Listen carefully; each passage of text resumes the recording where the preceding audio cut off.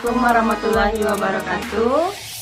Kami dari kelompok 5 yang menganggotakan saya Tera Devina dengan NIM 220531110. Saya Samara Jutinala dengan NIM 22053111. Kami akan mempresentasikan hasil diskusi kami dalam materi etika dan tanggung jawab sosial perusahaan.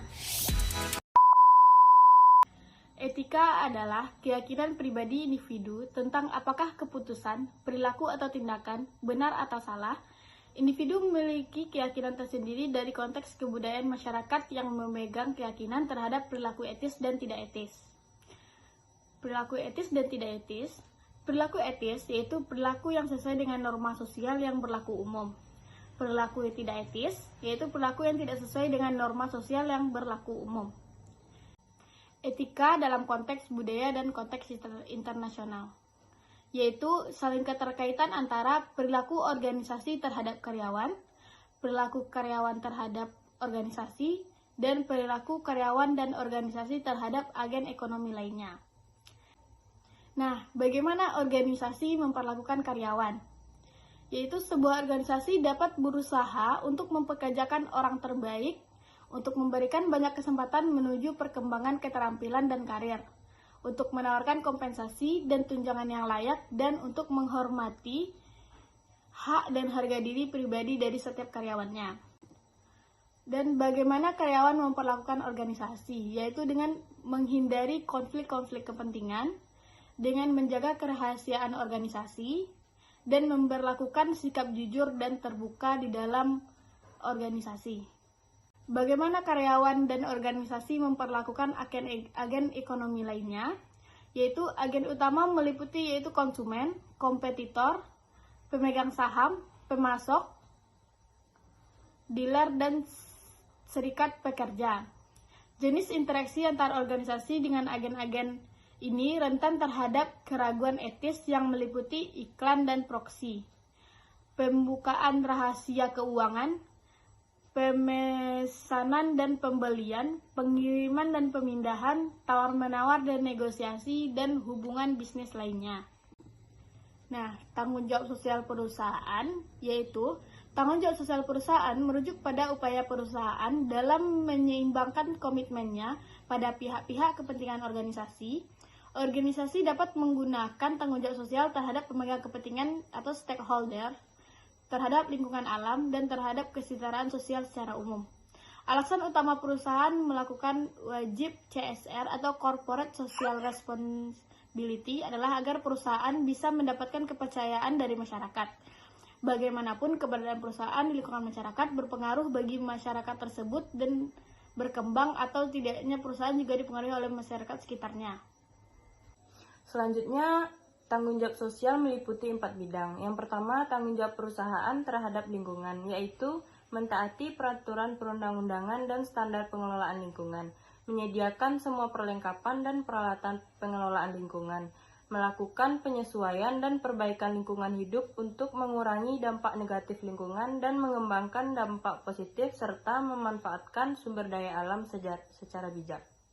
Yang kedua, tanggung jawab terhadap pelanggan, yaitu memberikan garansi ketika ada kerusakan sebelum masa garansi habis, menyediakan barang dan jasa yang berkualitas, serta memberikan informasi yang benar mengenai barang dan jasa yang akan dijual.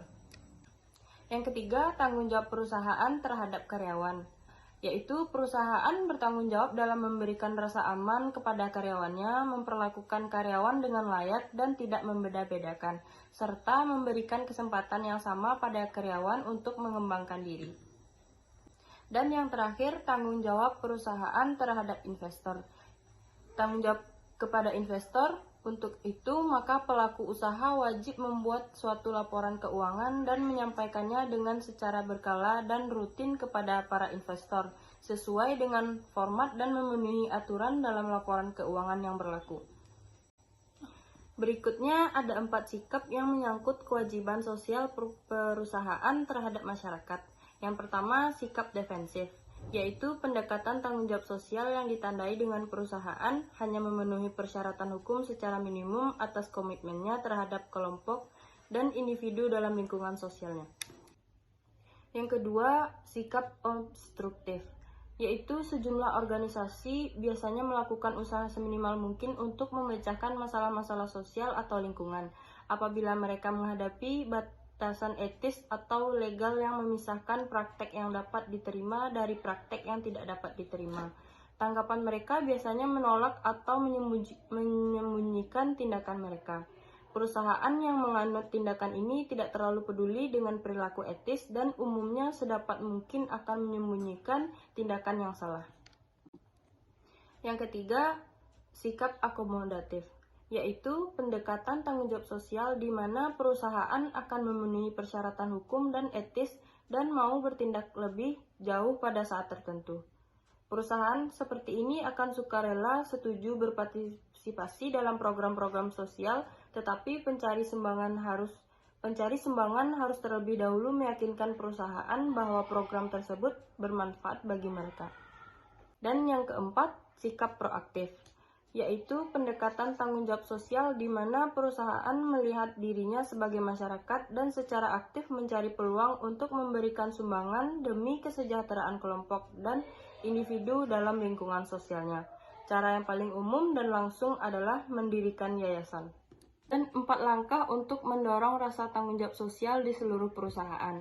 Yang pertama, kepedulian dan harapan baru masyarakat, konsumen, otoritas publik, dan investor dalam konteks globalisasi industri besar. Yang kedua, kriteria sosial memberikan pengaruh besar dalam pengambilan keputusan investasi individu dan institusi, baik sebagai konsumen atau investor. Yang ketiga, meningkatnya kepedulian pada kerusakan lingkungan yang disebabkan kegiatan ekonomi. Dan yang terakhir, transparansi kegiatan bisnis akibat perkembangan media dan teknologi komunikasi dan informasi modern.